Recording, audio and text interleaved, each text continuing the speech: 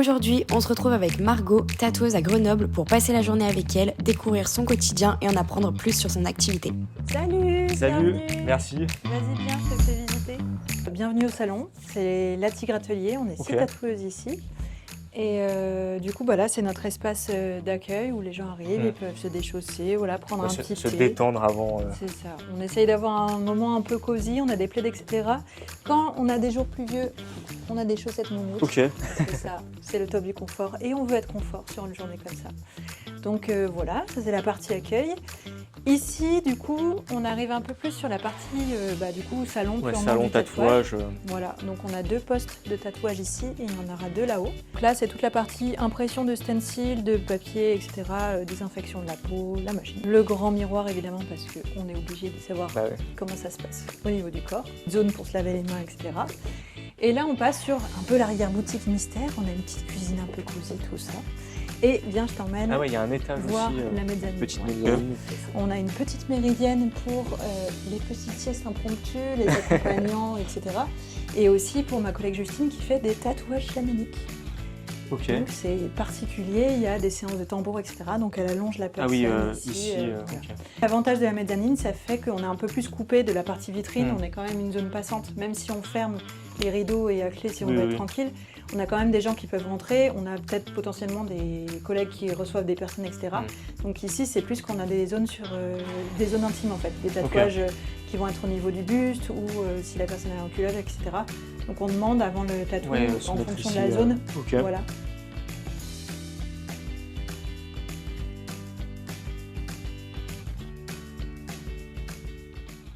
Là, du coup, on va accueillir une cliente venue me réserver un flash, donc ça sera celui-là. Donc on va voir toute la séance, comment ça va se passer. Elle va venir ici, imprimer le stencil. Je vais lui poser dessus, donc c'est le décalcomanie qui permet de savoir la taille qu'on fait et l'emplacement qu'on lui choisit.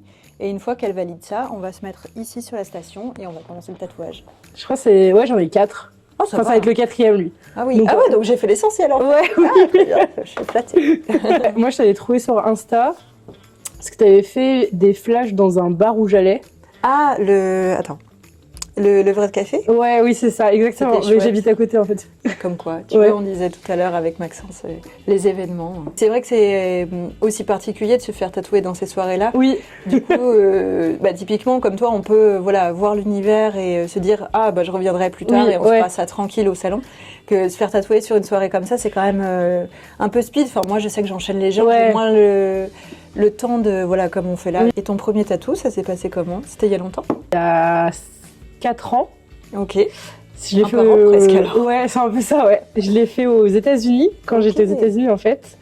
Et j'étais partie en Irlande et après partie aux États-Unis et je voulais un tatouage qui me rappelait mes voyages en fait. Et du coup, c'est un peu comme ça que je l'ai fait. C'est-à-dire, mon premier, je voulais qu'il ait un petit sens quand même pour moi. Moi, c'est pareil. Après, j'avais trop peur de regretter et du coup, je me suis dit au moins s'il y a du sens, t'as débloqué le truc. En fait, j'ai pas eu mal du tout. On va continuer du coup. Voilà, en plus, en étant moi-même tatoueuse, entourée de plein d'artistes, j'ai une collègue, j'adore son univers. C'est terrible, j'ai envie de m'en faire. Oui, c'est vrai. Des fois, il y a des accompagnants qui sont là et qui feuillettent un peu les carnets de flash, etc. Ils font « Ah non, mais ça donne trop !» oui, tu rentres dans un salon, tu cherches. Oui, c'est ça, ouais. Ouais, comme ça. C'est nickel. Qu'est-ce que t'en dis ? Ouais, c'est pas mal. Parce que 10, ça fait ça. C'est un peu petit, peut-être. Ouais. Après, bien sûr, on peut aller plus grand, mais c'est peut-être pas l'idée que tu t'en fais. Ouais, non. Mais ça, tu vois, à 14, ça marche nickel aussi. Ouais, je préfère. Ouais, mais je pense que je préfère 12. Ça arrive pile en dessous de ma bosse de muscle, on va dire, sans le mollet. Ok, ça roule.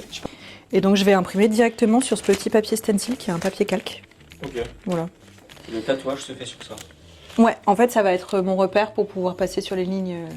Et ça nous permet de valider ensemble l'emplacement et la taille.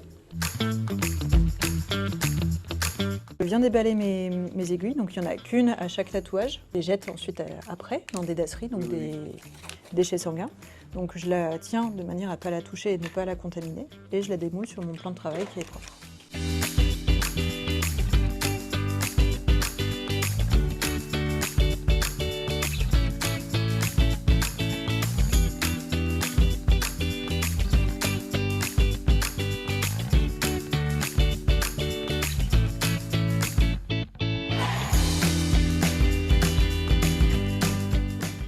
On se retrouve pour la petite partie interview, donc on est sur la mezzanine, C'est ça. un petit coin cosy. Petit coin cosy avec petit Krabi. Parle-nous de ton passé qui t'a emmené finalement là où tu en es aujourd'hui, au tatouage. C'est une longue histoire, mais je vais la faire plus courte. En gros, moi j'ai fait des études d'art et je suis passée par des études d'architecture où j'ai fait tout mon master là à l'école d'architecture de Grenoble. Donc j'ai été architecte, j'ai travaillé dans des agences, j'ai été à mon compte. Et pendant le Covid, je me suis rendu compte qu'en fait, ça ne me correspondait pas tout à fait. Moi, ce que j'aime, c'est le contact humain. En fait, il se trouve que moi, la partie que je préfère, c'est le moment où le client arrive vers moi et me dit, voilà, j'ai un projet, j'ai une envie, avec les étoiles dans les yeux et tout. Et là, je lui dis, bah, viens, on en discute. Et je l'accompagne. C'est ça la partie que je préfère. Et donc là, je me suis dit, bon, bah, ok, il faut que je change soit ma manière de gérer mon métier, soit il faut que je change de métier. Et en fait, jamais de ma vie, je me suis dit, tiens, je vais être tatoueuse. Ouais. Et t'avais des tatouages déjà à cette époque ou pas? J'en avais un, c'est sûr. Est-ce que j'avais celui-là? Je sais plus. Ouais, j'avais déjà celui-là. Ok, J'en avais déjà. Okay. Voilà. En fait, il se trouve qu'il y a un pote de pote qui était tatoueur et du coup, j'avais eu l'occasion de le croiser et d'en parler un peu avec lui. Mais en fait, moi, j'aime tout ce qui est artistique. J'aime la couture, le tricot, le dessin. Voilà. Donc, pour moi, le tatouage, c'était pareil. C'était un truc fun. Bah ouais, artistique. Voilà. Et je lui avais dit, oh, bah, ça a l'air trop cool. Est-ce que tu peux m'apprendre? Il me dit, bah, ça dépend. Est-ce que tu veux en faire ton métier? À l'époque, pas du tout. Du coup, je lui avais répondu non. Je pensais que c'était marrant comme ça. Il me dit, bah, c'est quand même permanent sur les gens et tu peux pas te permettre de pas être bon. Il faut travailler ça tous les jours. Donc en fait, si c'est pas pour le bosser tous les jours, je t'apprends pas. En fait, je pense que depuis ce jour-là, c'est resté dans ma tête en mode, ça a l'air génial. Et en fait, bah, là, j'ai commencé à me trouver des excuses. Je me suis dit, oui, je suis pas assez bonne en dessin. Oui, non, mais j'ai peur des aiguilles parce que je tombe dans les pommes quand on fait une prise de sang, tu vois. Donc je me suis dit, bah, jamais de la vie, je vais y arriver. Si je me cherche des excuses, c'est peut-être parce que j'ai peur, c'est peut-être parce que ça m'intéresse. Donc je suis allée creuser un petit peu plus. Bravo à mon ancienne moi d'avoir fait ça parce que vraiment, je suis contente. Je suis allée interviewer, entre guillemets, des gens qui faisaient ça, des gens qui étaient en apprentissage pour savoir comment ça se passait la journée, à quoi ça ressemblait. Je suis allée tester une machine sur une orange. Voir ce que ça donne, est-ce que l'aiguille elle fait peur ou pas. Je me suis dit, le dessin, tout ça tester finalement avant de te lancer à fond. Et pendant ce passage-là, tu étais encore salarié à côté ou... J'étais à mon compte déjà, j'étais à mon compte architecte. Donc tu faisais les deux. C'est ça, je sais plus qui la dernière fois m'a dit, ça t'a pas fait peur de te lancer à ton compte, mais en fait c'était déjà fait. Ouais, c'était déjà le cas. Donc au moins j'avais cette peur-là en moi, parce que je l'avais déjà fait. En fait, arrivé à la fin de l'été, je me suis dit, ok, ça fait 6 mois que tu te poses la question, est-ce que ça te tente toujours? Je me dis, bah ouais. Donc là, tu t'es lancé. Et je me suis tu t'es formé, j'imagine. Donc j'ai fait ma formation hygiène qui est sur 3 jours, qui est obligatoire.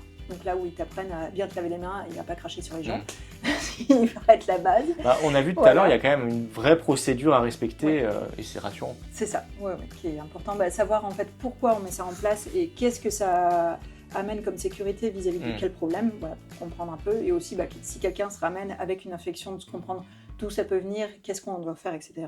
Même si bien sûr on connaît nos limites et on amène vers les médecins, c'est vraiment il y a un souci, quoi. Mais c'est quand même très rare quand on suit bien la procédure. Il n'y a jamais de souci. Ouais. Bon là, tu décides de te lancer. Comment ça se passe? Comment tu trouves tes premiers clients ou ta première cliente? Vraie première cliente? J'ai un peu deux démarrages, je trouve, pour ma part. Le plus sécurisant, c'est de trouver un apprentissage. J'ai trouvé quelqu'un qui est à Brignoux, qui a accepté de me prendre en janvier et en fait je suis partie en juin parce que vraiment au niveau des caractères ça ne matchait pas du tout et ça me stressait énormément. Et j'ai trouvé par la suite un autre salon qui a accepté de me prendre mais sans apprentissage. Ils m'ont dit bah voilà, ce que tu fais c'est assez propre, tu peux venir tatouer ici et par contre tu débrouilles. J'ai eu ma vraie première cliente toute seule. Donc j'ai eu un peu ces deux démarrages là. Comment ça se passe pour trouver des clients? En fait, déjà, tu apprends à tatouer dans le sens où tu apprends la machine, le comportement de la machine, comment ça marche, les réglages, l'encre, etc., les techniques, sur de la peau synthétique. Ça ressemble à de la gomme, en fait. Et donc, tu apprends à gérer la machine-là, mais ça t'apprend pas à gérer l'humain, à gérer le volume, la peau, le fait de tendre, etc. Donc, il faut très vite passer sur des cobayes humains, c'est hyper important. Donc des personnes qui acceptent de se faire tatouer par des débutants, c'est ça. Donc en général, c'est des gens que tu connais. Tu t'es lancé dans un ancien local, maintenant tu es dans ce local. Quelle est la vision finalement pour les années à venir avec ce métier-là? Moi, je suis très contente de ce local-là. C'est du coup le 3e dans lequel je suis. J'étais dans un autre local avec les mêmes membres, une partie des membres qui sont ici dans un autre local et on a décidé ensemble de venir ici et d'agrandir l'équipe. Moi j'ai bien envie, je me vois bien ici encore quelques années parce que je trouve que c'est enfin un local qui me correspond. Il correspond à la fois dans l'ambiance qu'on avait envie de créer, c'est du coup une expérience pour les gens qui viennent se faire tatouer ici et qui correspond aussi à ce que j'avais envie de leur offrir. Donc je me sens vraiment bien ici. Ça change l'image du tatouage qu'on a. On disait la dernière fois, les shop bikers avec le gros métal à fond. Bien sûr, j'adore écouter du métal, mais pas que. Et je trouve ça chouette d'avoir des salons qui soient un peu différents. Et je trouve que lui, il me ressemble vraiment plus.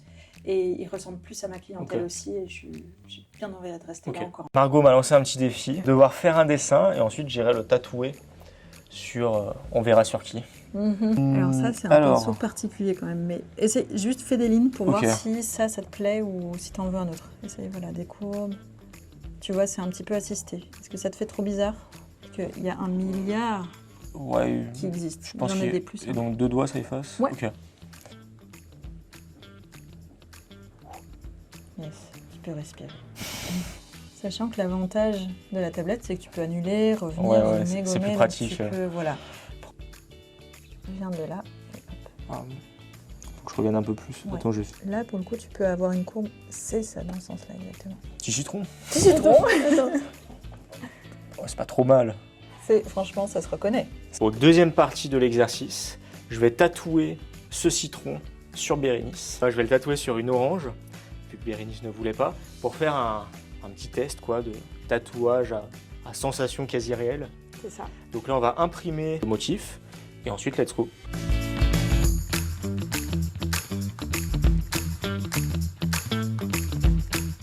Où c'est qu'on va le tatouer? Voilà, le mollet, il est par là, je pense. Il est par là, ouais.